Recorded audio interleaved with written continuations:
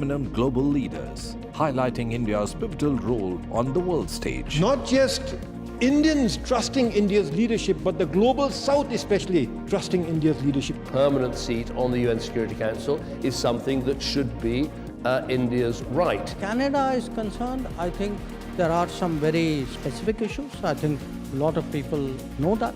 AI is going to be one of the most important drivers. It's a very exciting time for India, Indian cinema as well at a global level. NDTV World Summit was more than just a conversation. It was a confluence of ideas poised to shape our global future.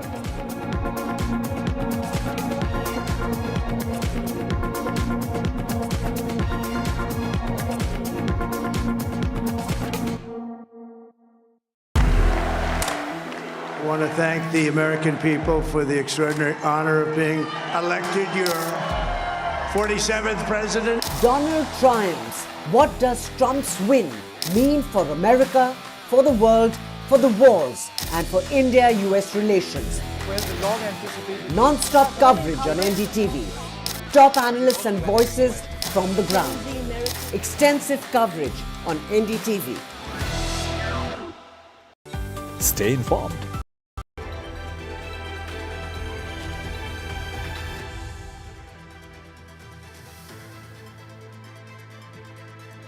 Hello and welcome to a very special episode of India Sense. I'm Gauri Dwivedi, and the next 30 minutes we'll talk about the biggest story in the world. The next President of the United States, Donald Trump. What will his administration mean for India is our key focus. But let's get you the headlines this Friday evening. Donald Trump becomes the first man in over a century to win back presidency with a gap. He vows that he will truly make the golden age of America come true in his tenure. Prime Minister Modi dials friend Donald Trump after landslide victory. Trump underlines the whole world loves Prime Minister Modi, calls India a magnificent country and Prime Minister Modi a magnificent man. External Affairs Minister Dr. Jaishankar hits out at Trudeau government after anti-India elements perpetrate violence at Brampton's Hindu Sabha Mandir, says political space given to extremist forces.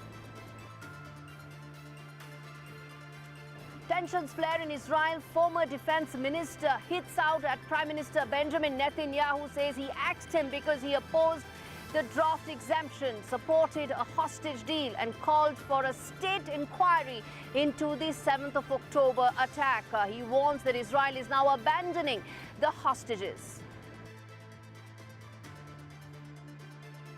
USISPF's Mukesh Aghi tells NDTV that India could be a big beneficiary of Trump's economic policies. Aghi says there is convergence in Make in India and Make America Great Again schemes of Prime Minister Modi and President-elect Donald Trump.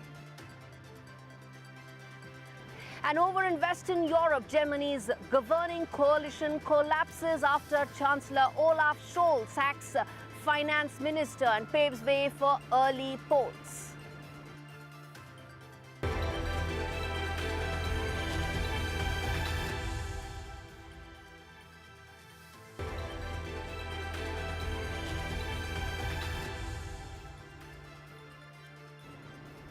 On to the big story on India Sense this week as Donald Trump gears up for a second term in the White House. New Delhi might find itself navigating both huge opportunities and several obstacles in its relationship with Washington. While his personal relationship and rapport with Prime Minister Modi will ensure that there will be opportunities galore, but challenges pertaining to H-1B visa and trade tariffs could become thorny issues. Negotiations could be easy given that the two leaders share a rapport, but how much could be the challenges in a new and evolved New Delhi-Washington DC relationship? Find out in this report. Namaste, Trump. Namaste. India, USA friendship. One of the brightest spots in U.S.-India relations during Trump's first term was the personal chemistry between the president and Prime Minister Narendra Modi. Their bromance was a cornerstone of diplomatic efforts. In fact, instead of the usual diplomatic channels, son-in-law Jared Kushner and daughter Ivanka Trump's visit shaped Delhi-Washington relations in Trump's first presidency. The high-profile visits are a testament to the informal relationship the two leaders share.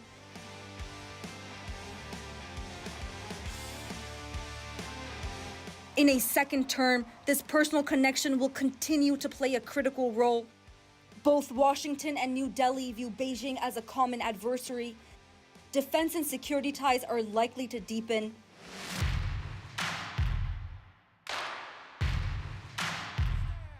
Under Trump, the U.S. has solid India-advanced military technology, and the two nations have bolstered their cooperation within the Quad. The pivotal strategic grouping with Japan and Australia is aimed at countering China's rising influence in the Indo-Pacific. Expect joint military exercises, arms sale, and continued intelligence sharing as part of the ongoing U.S.-India strategic partnership are on the horizon. A potential flashpoint, however, when it comes to trade, things get trickier. Trump's America First mantra has always meant protectionist policies. His first term saw tariffs on Indian steel and aluminum, as well as on other goods. In 2024, it's highly likely that Trump will continue his aggressive approach to trade imbalances, particularly with emerging markets like India. Expect more trade disputes over tariffs as Trump pushes for India to open its market further or face penalties on exports. Another area of friction will be immigration, specifically Trump's stance on H-1B visas. India's tech industry, which sends thousands of skilled workers to the U.S. under the H-1B program, could be significantly impacted by stricter visa policies. India will need to navigate the trade and visa hurdles that could impede growth. In sum, while Trump's second term will benefit India geopolitically, especially in defense, India will also have to contend with tough economic and immigration policies. It's a delicate balancing act and one that will shape the future of U.S.-India relations for years to come.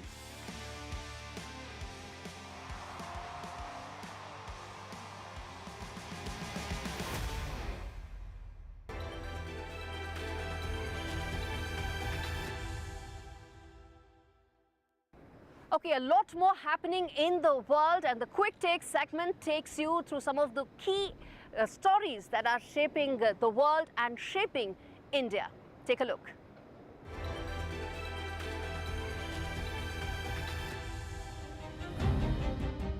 Justin Trudeau seems to be as desperate as a gamble on his last bet. The self-proclaimed champion of free speech has been caught in a web of hypocrisy. This week, his government blocked an entire news outlet, the Australia Today. For what? Well, for airing a press conference by India's External Affairs Minister S. Jaishankar, sparking outrage on both sides of the globe. It is a direct and a brazen attack on media freedom. Canada censored the broadcast, saying the content was inflammatory. The justification is as thin as it is convenient. The ill-conceived move sends a chilling message to journalists everywhere. Question authority and you will be silenced. Bangladesh interim government's chief advisor Moahmmed Yunus finds himself in hot waters yet again. In a dramatic turn of events, all members of the Bangladesh Human Rights Commission have resigned. Why? All 6 members were frustrated over the government's failure to address human rights abuses and the administration's inability to counter the raging mob violence. This resignation highlights growing concerns about the state of democracy and freedom in Bangladesh.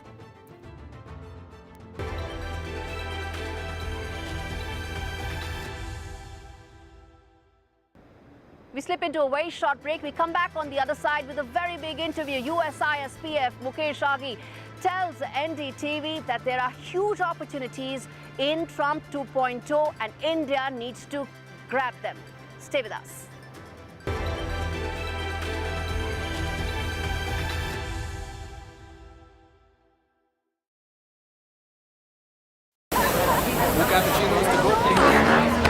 I don't care for no songs and proses.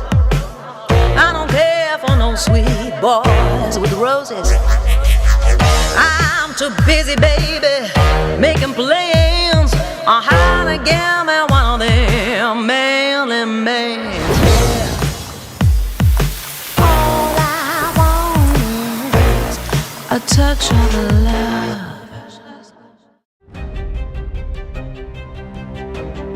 Hello and welcome to India Sense, where I speak with global opinion makers. The United States has made a strategic decision over the last 20 years to move closer to India.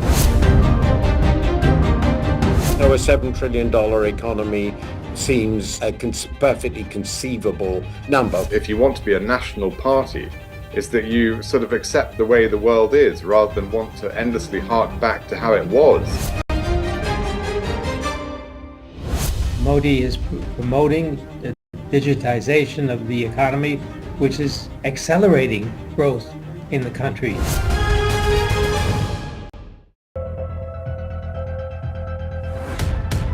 We reached an agreement on petroling. You know, we have gone back to where the situation was in 2020.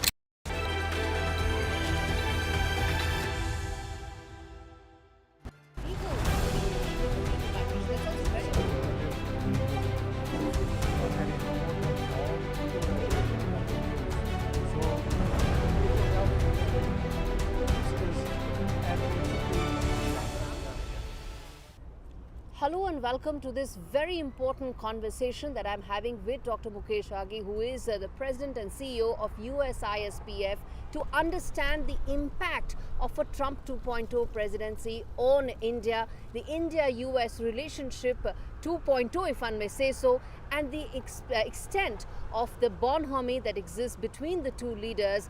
That how will it shape the India-US relationship? Dr. Aghi, thank you so much for speaking to NDTV. My pleasure. So how do you see the results that have come? They shocked many, but were you anticipating them? Well, we did anticipate the win, but this is a shocking victory.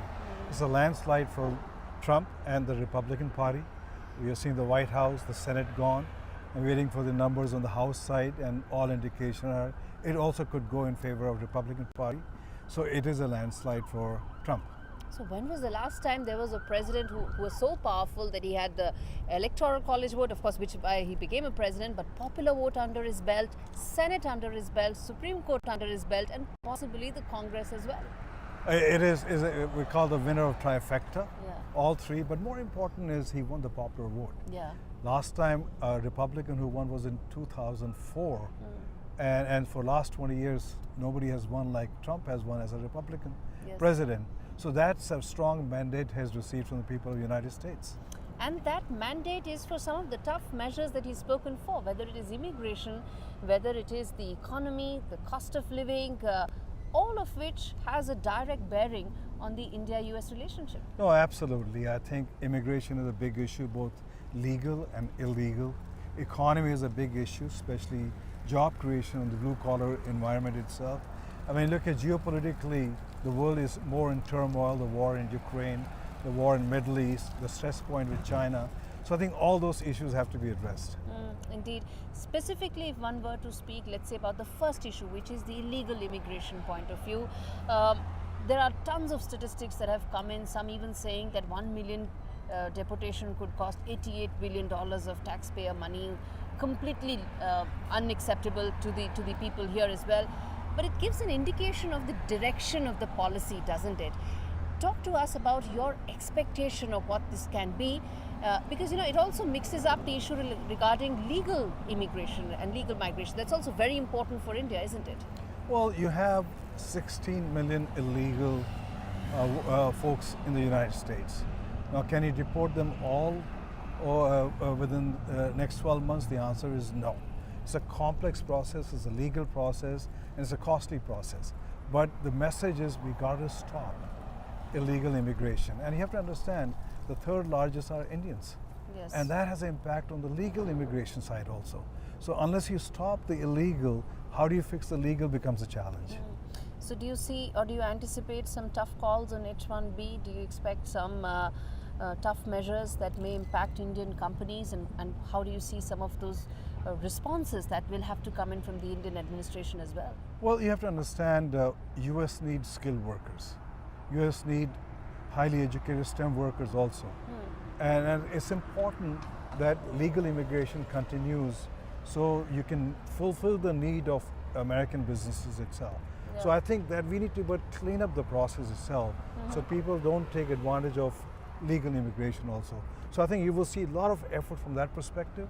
Yes, initially there will be turmoil in that area, but it will settle down and benefit the legal immigrants. H1B, if you would like to say something on that, because it impacts IT, it impacts Indian IT in a very major way, and any signaling, messaging from the Trump administration, you know, the Indian side will also have to try and find out some way of trying to do a, you know, expectation management, both for America as well as for India. Yes, I think H1B impacts because over 70% of the H1B workers come from India.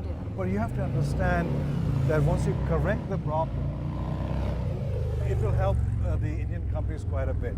So initially it's going to put a constraint, but as time goes by, it'll get better, and you'll get the right legal immigrants coming to India. So I think the impact will be there initially, but mid to long term, it's going to benefit the Indian companies. What about the trade relationship?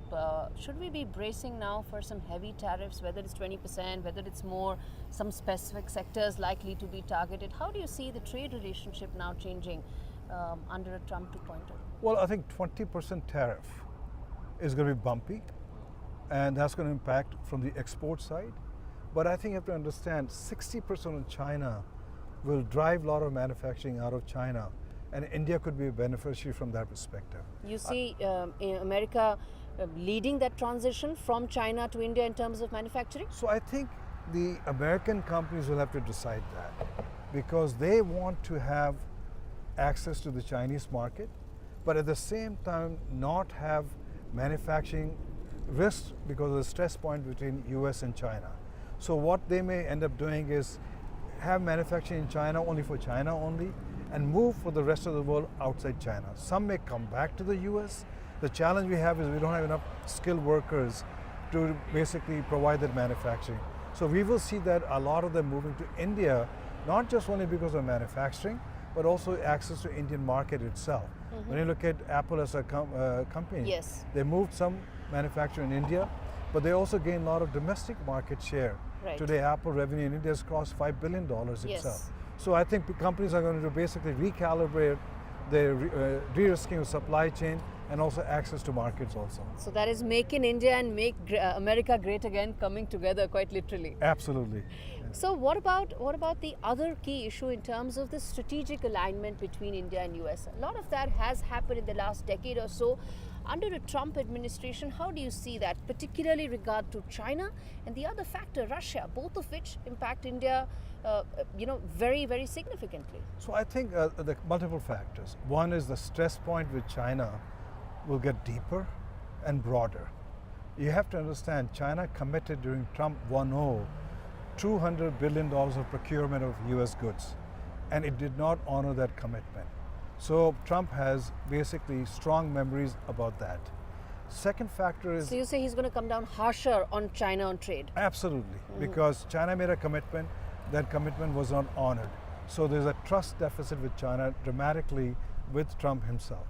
Two is when you put 60% tariffs on Chinese goods, yes, you will have US consumer paying, but they will also move their purchase to other sources of procurement itself. Yes. But more important is China's ambition to be a dominant power in Asia Pacific, to be a global dominant power, is going to create a much more stress point. And that's where India becomes pivotal. Because I think India's relationship with China is not the best itself. China will never accept India as an equal partner. So it serves the interest of India and the United States to come back together. The more important thing is you have to understand the Ukraine war has shown that countries which have a large industrial base can sustain long-term war. And US industrial base has eroded because most of the manufacturing moved back. Yeah. And so I think while you try to bring back some manufacturing, India becomes a potential industrial base for US companies and US manufacturing from that perspective. I mean, you look at the last trip of bilateral between Prime Minister Modi and Biden, a lot of stuff was moved to India from that perspective. Any back of the envelope calculations that you have, sir, in terms of what is the upside that we are talking for the Indian economy? Any broad calculations that you think can be done in terms of when you're moving this manufacturing from China to India? It is difficult because the timeline and the planning of the US companies, but all I can say is if you look at just from a services perspective, yes, we have now 1,700 global capability centers. Yeah. They're doing massive research for US companies. In fact, if you look at Qualcomm as an example, 50% of the IP now is being generated in India. So you look at Samsung, you look at others. Today, every chip design in the world happens in India itself. Yes. So from a global capability center, we see a massive momentum. Yes. You see the same momentum happening on the manufacturing side. We are seeing basically Lockheed, we're seeing Boeing, we're seeing Raytheon doing a lot of their manufacturing now more and more in India itself. So I think that process will continue. It takes time. Yes. It takes time. And what we are seeing is it is an incentive factor for US companies to leverage the India skill, to leverage the India market. So I believe the momentum will pick up now. So does that mean that collaborations with regard to semiconductors, collaboration with regard to defense technology would probably now expedite further to include more realms of collaboration? No, absolutely. I think we have to find a way out as to how do you not get penalized on 20% tariff coming from India into the US. Yes. Because what happens is you want to leverage a global supply chain. And basically, if you want to stay within the global supply chain, the 20% tariff has an impact. And my recommendation... So what's the way to get around So I think the best way to get around that is look at the Quad. One of the highlights of Trump administration was make Quad a state leader summit itself. And if you look at the Quad economies, the 4 countries, total economy is GDP is roughly $35 trillion. And you have US, which has a trade agreement with Japan. US has a trade agreement with Australia. India has a trade agreement with Japan. India has some kind of trade agreement with Australia. So if we can somehow make Quad as an economic platform, it is a defense platform, make it as a technology platform, economic platform, and focus on making a free market within the 4 countries, I think that's the way to go forward. So you're saying a potential FTA between these 4 countries could be a game changer? Absolutely, because I think these countries are geopolitically aligned, so from a security perspective they're aligned, and basically India has a surplus skilled resources, a growing market. US need that surplus resources, need that market. So is with Japan itself, so is with Australia. So it is a win-win factor for everybody. And finally, sir, then a couple of questions I want to ask around Russia and the entire aspect around India's deep economic relationship with Russia, particularly with regard to oil purchases. They came under the scanner during the Biden administration as well.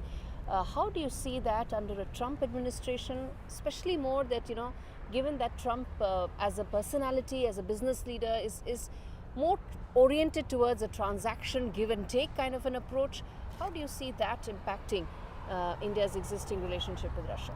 Well, I think you have to understand, one is India's dependence on Russian defense equipment is coming down.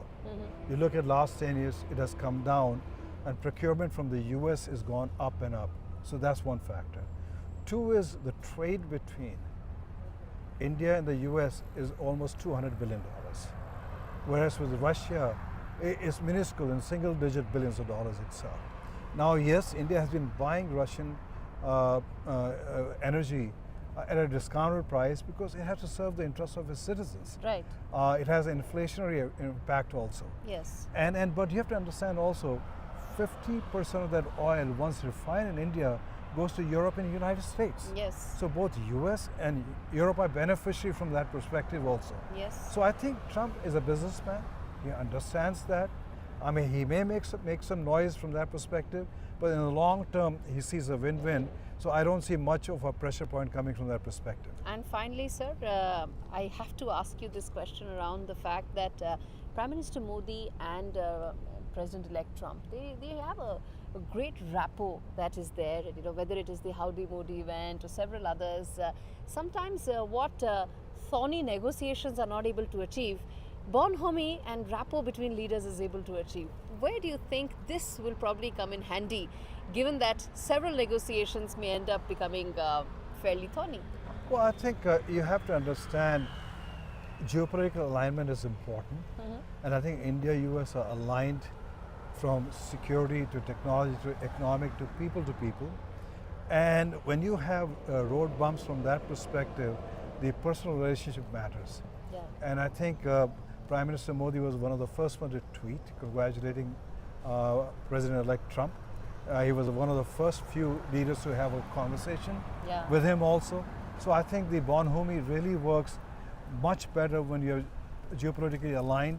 And I think both countries are aligned from that perspective.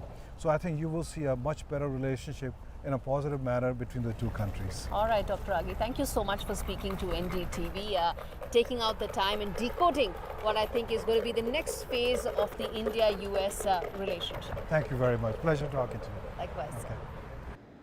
With that, it's a wrap on this edition of India Sense and a wrap of the coverage that NDTV has been bringing to you non-stop of the US elections. Next week, it will be back from our Noida studios. Thank you for watching.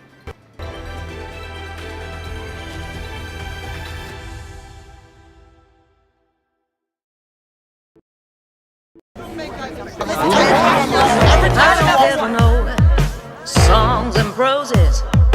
I don't care for no sweet boys with roses. I'm too busy, baby, making plans on how to get me one of them manly men. All I want is a touch of love. NDTV proudly upholds its legacy of trust and credibility. According to the prestigious Reuters Institute's Digital News Report 2024, NDTV is the top-most news platform in the country. Number 1 in both online and offline reach in India. Beating all its competition, NDTV stands for trust. तालियों के साथ हम स्वागत करेंगे आदरणीय मोदी जी का। छत्रपति शिवाजी महाराज की। Corruption first on the agenda and nation first. घोषणा आणि जनतेचे पैसे लुटणं. कट कमिशन आणि करप्शनला आमच्याकडे थारा नाही. त्यांचा परिवारवाद आमचा महाराष्ट्रवाद. महाराष्ट्रामध्ये 1,75,000 जागा रिक्त आहेत. मग का भरत नाही? राज्याची जनतेच्या घमाच्या पैशाची तिजोरी लुटणं.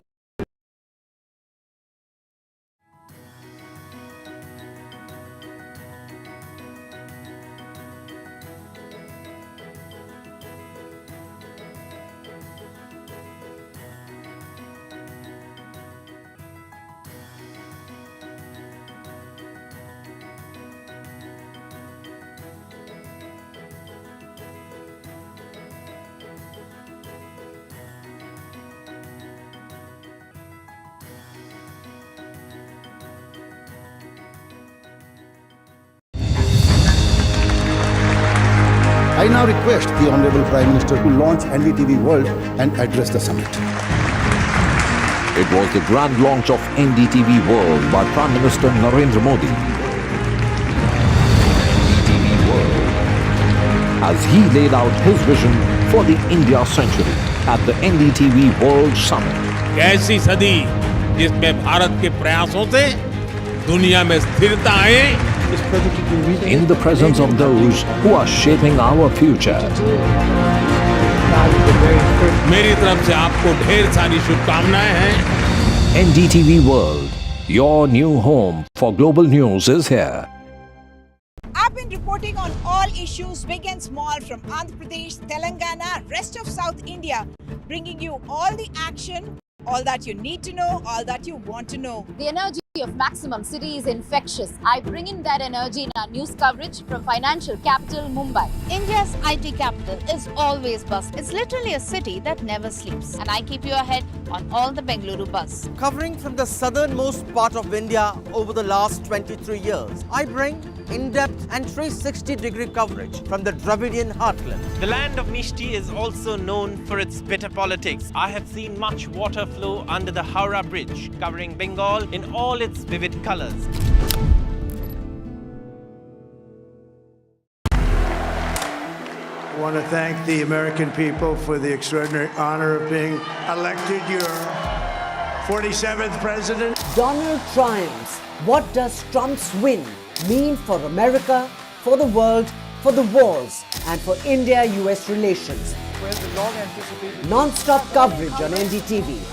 Top analysts and voices from the ground. Extensive coverage on NDTV.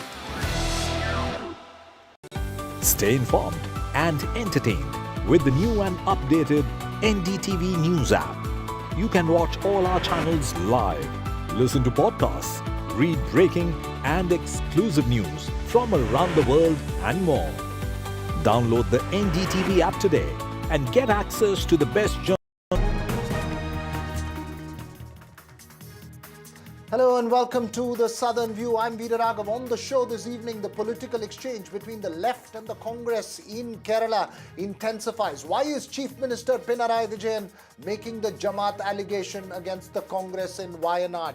Also a special ground report on the high-stakes battle for Channapatna Assembly constituency in Karnataka. But first, the headlines.